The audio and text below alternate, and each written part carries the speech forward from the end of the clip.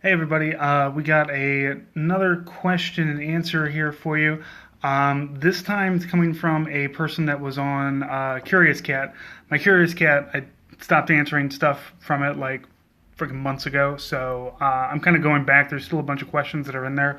Some of them pretty pertinent. Some of them are just like weird videos of people in slow motion. I don't really understand it, but we can at least address some of the real ones, and then following the link on here on Twitter, I'll post a Curious Cat. So if you've got some questions that you want to ask about military, about where I stand on leftism, blah blah blah, anything like that, any questions you have, serious, funny, whatever, we'll throw them on out there. So somebody asked, would the military benefit from having a union?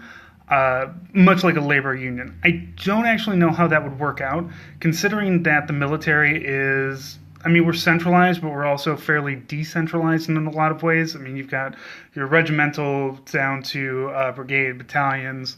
Like, I can't imagine like a platoon having its own, uh, its own union. I don't know if it would be enlisted versus officer, or if there'd be other people. Like, I'd be very interested to see how a union would work, because while there is a kind of hierarchy, there's the enlisted side, and then there's the officer side.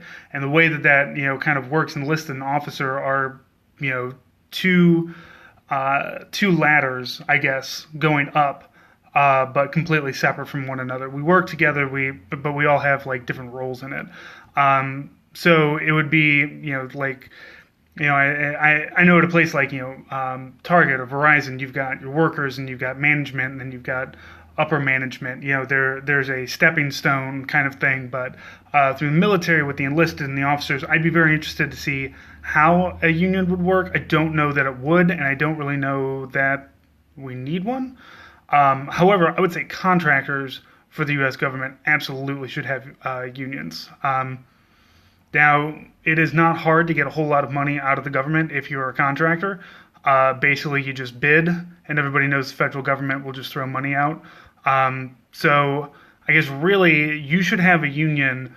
If you're a contractor, you should have a union for the company that you're at, and then go into a federal contract that way. That way, when the money comes in and it hits, your bosses, because you as a contractor are going to be sitting inside of that hierarchy of worker, manager, upper management, CEO, all that, from the proles to the bouge.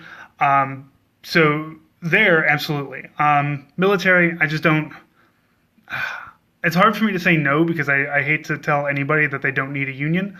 I don't know how it would work out for the military with our rank and file structure. So if anybody has suggestions, we can definitely talk about that. But I don't see it as being possible, nor do I honestly see it as being super necessary, because we get a shitload of benefits. Like, you don't even know, like, it's not even the school benefits that you get. There's like a shitload of people want us because we've been doing this, fighting bullshit for 16 years. So it's kind of hard to hold on to a lot of us. So, like I said, any more questions, any more comments, anything else that you guys want, right after this, there's going to be a link to the Curious Cat. Start throwing stuff in there. Like I've been saying, I'm going to try to do a couple of these a week. I got kind of caught up at lunch. It's a little later than I wanted to do it today, but hopefully we're going to get on a decent schedule. Thanks.